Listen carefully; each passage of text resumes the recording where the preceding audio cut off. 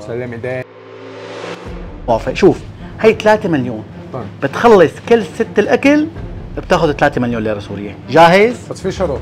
شروط. ما في وقت، بدي اكل على راحتي. طب انا عندي شرط ثاني، انا موافق على شرطك، عندي شرط ثاني. طيب اذا ما خلصته رح تدفع كل الفاتوره.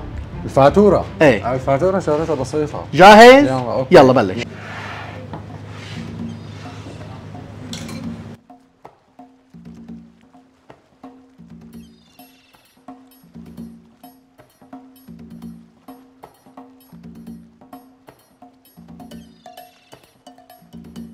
احمد دائما بيقول لي انه هو وحش بالاكل، فاليوم قدام المتابعين رح نشوف هل يا ترى احمد وحش بالاكل ولا لا؟ ما بعرف. صحا خلصت البيض شايفها؟ مو بس البيض، هاي اخر قطعه. صحا. وانا انا بتعجبني ثقتك بنفسك. لا هي عملنا، لا هي عملنا. شوف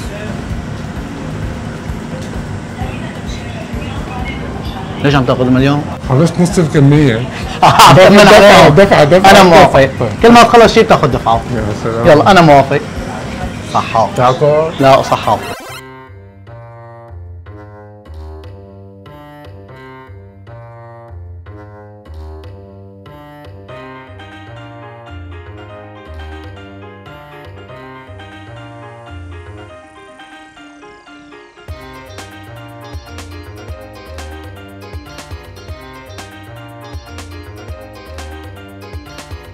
لازم اقول لكم شغله، انه الست الفطور اللي عم ياكله احمد هو الست لشخصين يا جماعه، وصعب اي حدا يكمله، وبصراحه ست كثير طيب وفي تنوع كثير رهيب.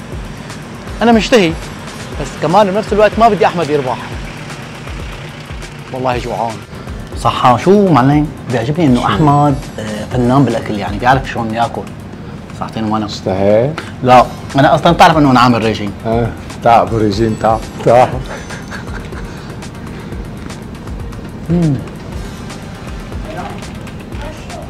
طيب والله حبيب انا حكيتك تاكل بس ثاني مره لا تغش. ماشي؟ حياة امي بلشت اشبع.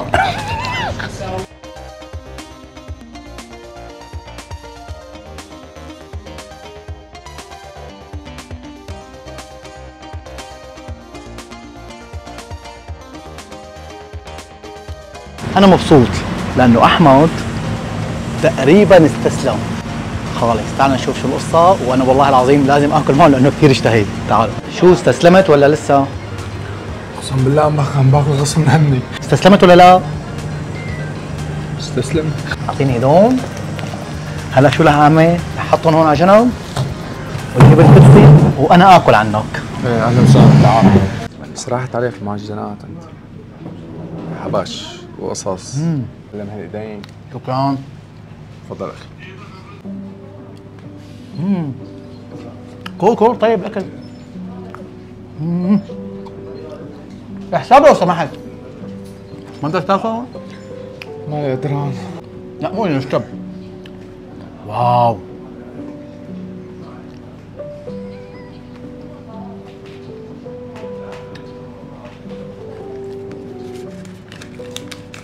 عم تدفع شايفة؟ قديش طلع الحساب؟ 78,000. عم تمزح. والله بس 78,000؟ لشخصين. تفضل اخي.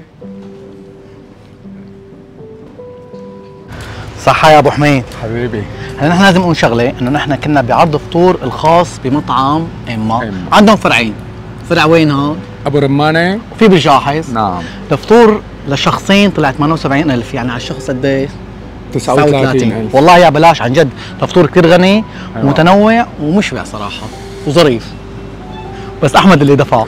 تعالوا على هذا المكان، تعالوا على اما، لانه الاكل كثير طيب. السلام عليكم. السلام عليكم.